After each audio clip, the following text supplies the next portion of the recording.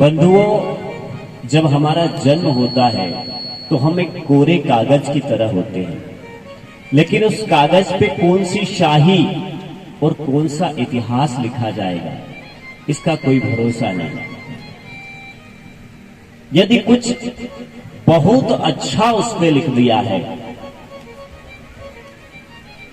तो वह एक इतिहास बन जाएगा। इसलिए हमारा जीवन कोरा कागज है। यदि हमारे धर्म ग्रंथ, हमारे शास्त्र पुराण हमारे जीवन में उतार के हमारे कोरे कागज रूपी शरीर में हम प्रवेश कर देंगे तो हम एक इतिहास हो जाएंगे।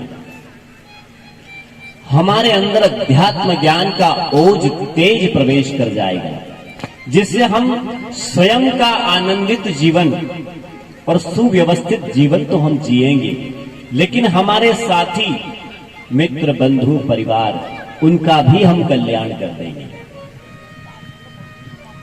इसलिए भगवत कृपा होती है तभी हम पुराण, कथा, सत्संग, भजन, आराधना, साधना, अनुष्ठान, यज्ञ आदि का अवसर भगवत कृपा से ही होती है।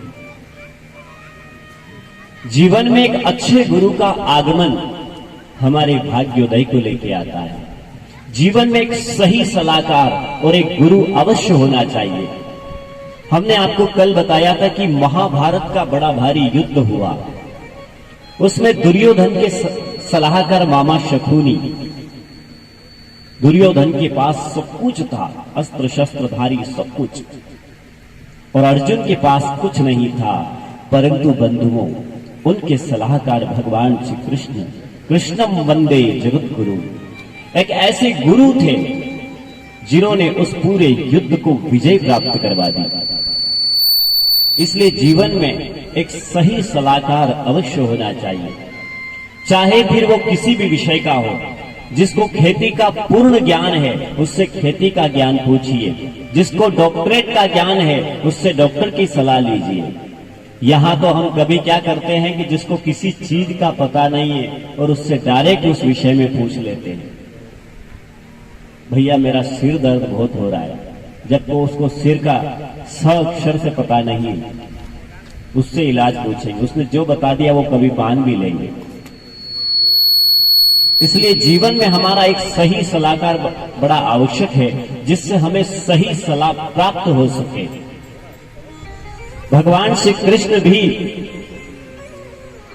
जब इस पृथ्वी पे उन्होंने इस भारत भूमि की धरा पे अवतार लिया तो उन्होंने भी गुरु बनाए, और प्रभु श्री राम ने भी गुरु बनाए। गुरु का आगमन ही हमारे जीवन में भाग्योदय होता है। लेकिन बंधुओं, एक बात सत्य है कि गुरु जानकर करना चाहिए और पानी छानकर पीना चाहिए, क्योंकि ये कलयुग है।